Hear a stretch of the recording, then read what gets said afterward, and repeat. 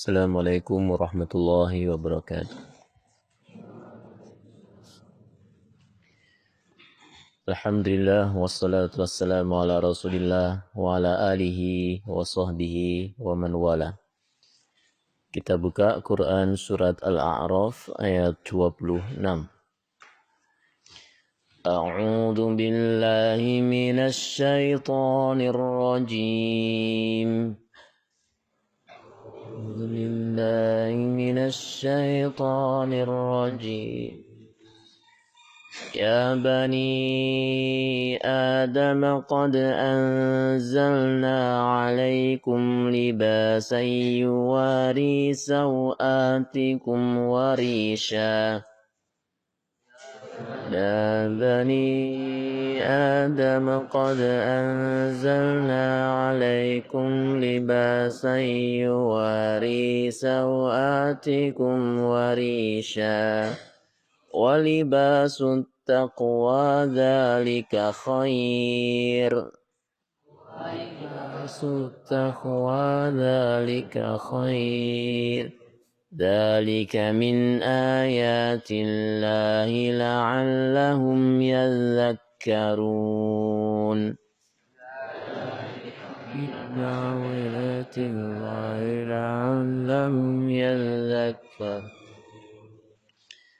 Hai anak Adam, sesungguhnya kami telah menurunkan kepadamu pakaian untuk menutupi auratmu dan pakaian yang indah untuk perhiasan. Dan pakaian takwa itulah yang paling baik. Yang demikian itu adalah sebagian dari tanda-tanda kekuasaan Allah. Mudah-mudahan mereka selalu ingat. Pada ayat yang lalu, Allah menerangkan bahwa dia menyuruh Adam dan istrinya, yaitu Hawa, turun dan bertempat tinggal di bumi.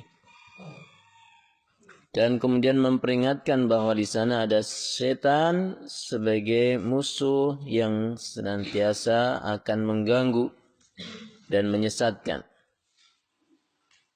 Maka kemudian pada ayat-ayat ini, Allah Subhanahu wa Ta'ala menerangkan bahwa dia menurunkan kepada Adam dan anak cucunya segala sesuatu yang diperlukan untuk kepentingan agama dan duniawi. Di antaranya adalah Allah Subhanahu wa Ta'ala memberikan nikmat pakaian. Yang fungsi dari pakaian adalah untuk menutup aurat. Pakaian sebagai penutup auratnya. Maka pada ayat ini Allah Subhanahu wa Ta'ala mengingatkan akan nikmat tersebut. Nikmat yang begitu besar adalah salah satunya Allah Subhanahu wa Ta'ala memberikan kita pakaian sehingga kita bisa menutup rasa malu kita, menutup berbagai sesuatu yang tidak pantas dibuka. Maka ikhwan rahimakumullah, saat di surga Allah Subhanahu wa Ta'ala lepas pakaian-pakaian mereka ketika melanggar larangan Allah, maka ketika turun di dunia ini, pertama nikmat yang Allah berikan kepada Adam dan Hawa adalah pakaian yang menutup auratnya. Pelajarannya adalah ini, hendaknya manusia memperhatikan betul kemuliaan dirinya dengan salah satunya menutup aurat. Karena ini adalah salah satu pembeda manusia dengan binatang. Pembeda manusia dengan makhluk-makhluk yang tidak berakal atau kurang akal. Dan pakaian ini adalah salah satu dari perhiasan yang dimiliki oleh seorang manusia. Dan Allah itu maha indah, suka dengan hal-hal yang indah. Dalam berpakaian bukan hanya sekedar kita menutup aurat, tapi juga perhatikan keindahannya, kerapiannya, kebersihannya. Ada kalanya orang memakai pakaian seenaknya saja, ya. Ya, menutup aurat jelas wajib, tapi yang berikutnya tetap harus memakai pakaian yang enak dipandang. Pakaian yang ketika orang lain melihat itu terlihat kerapian kita, kebersihan kita, kewibawaan kita. Misalnya antum sebagai laki-laki ya, pakaian yang indah adalah memakai pecis, memakai baju lengan panjang, misalnya pakai sarung, pakai pakaian yang warnanya tidak mencolok, ngejreng, ya, dan disesuaikan antara atasan dan bawahan. Menyesuaikan ini kadang-kala memang harus latihan, ikhwah ya. Oh, ini sarung saya warnanya ini, bajunya ya cocoknya yang ini. Ini harus dilatih, ya. Karena ada kadang-kala kita memakai pakaian yang ya aslinya sudah bersih, tapi karena tidak sinkron antara warna atas dan bawah itu menjadi tidak enak dilihat.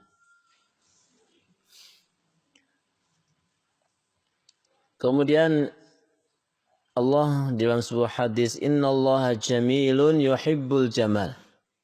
Allah itu maha indah atau sangat indah dan dia suka dengan keindahan-keindahan. Maka harusnya kalau kita memahami betul Allah itu suka yang indah-indah, bagaimana caranya kita ini senantiasa berpenampilan yang rapi, yang indah. Misalnya celana ya.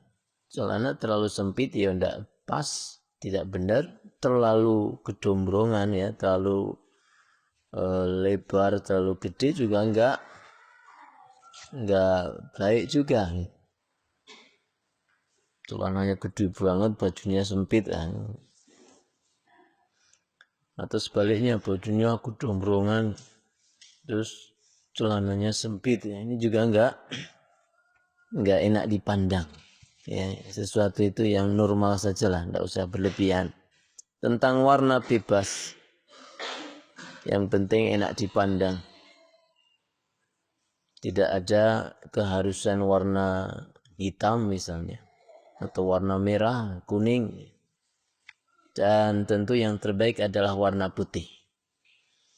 Bagi wanita, maka pakaian yang terbaik selain menutup auratnya adalah hendaknya pakaian yang tidak ketat, tidak terlalu transparan, dan juga tidak menimbulkan fitnah.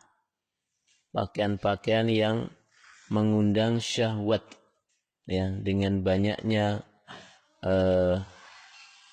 perhiasan yang berlebih sehingga seakan-akan bukan penutup aurat, tapi ini seperti perhiasan yang ditampakkan.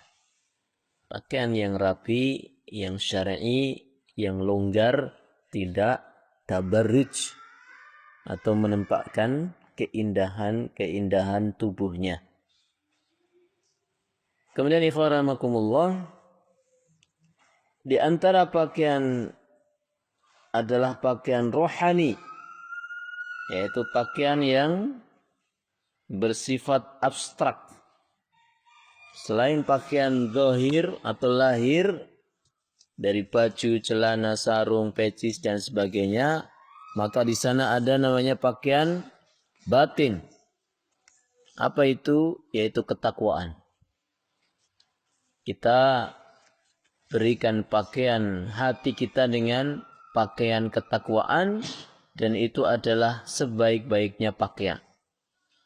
Artinya ketika seorang yang bertakwa, maka ketika dia sudah memakai pakaian yang rapi, pakaian yang bersih, pakaian yang indah, maka dia harus memberikan pakaian hatinya dengan kebaikan-kebaikan yang diajarkan oleh Allah Subhanahu wa taala.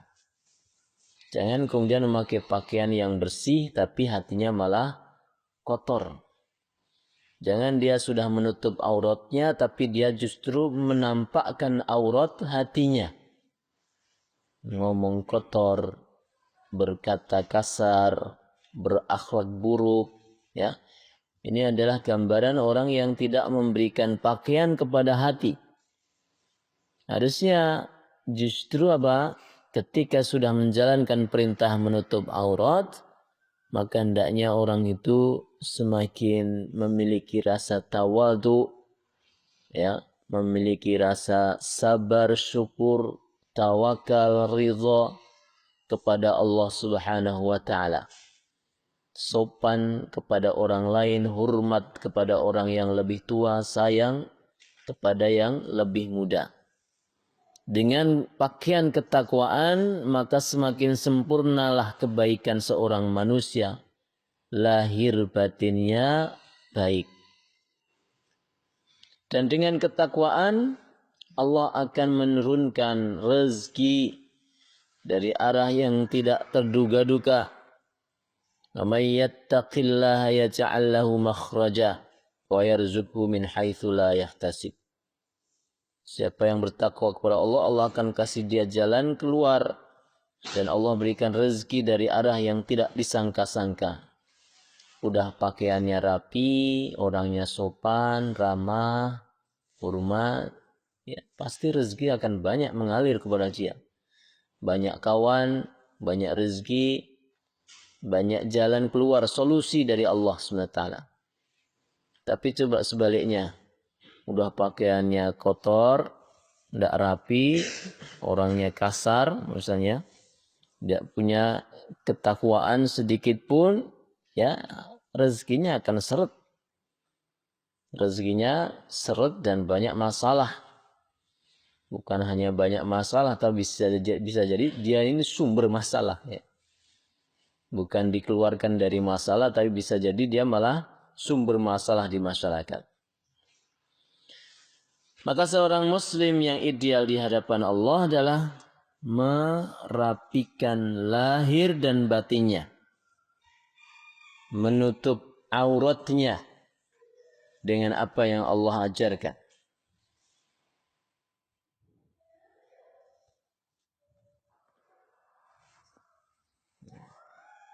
Orang Jawa mengatakan ajining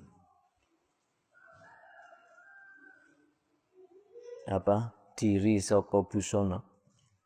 Kemuliaan seseorang itu terlihat dari busananya, dan kemuliaan, ya, hati itu melalui dari mulutnya, atau begini, itu intinya seperti itulah ya.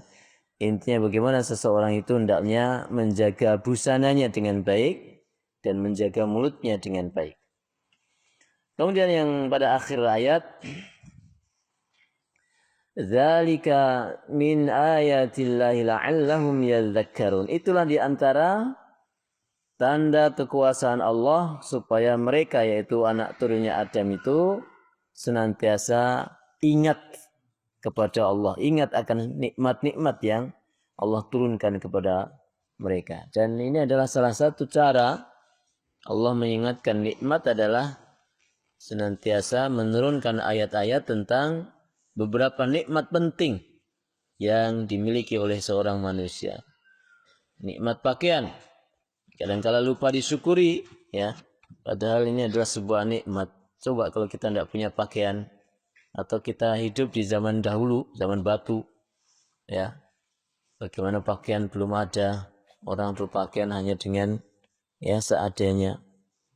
Saya pernah dengar cerita dari Simbah itu, zaman Jepang itu beli celana itu sampai jual tanah, ya. Beli celana sampai jual tanah karena saking mahalnya dan saking langkanya celana.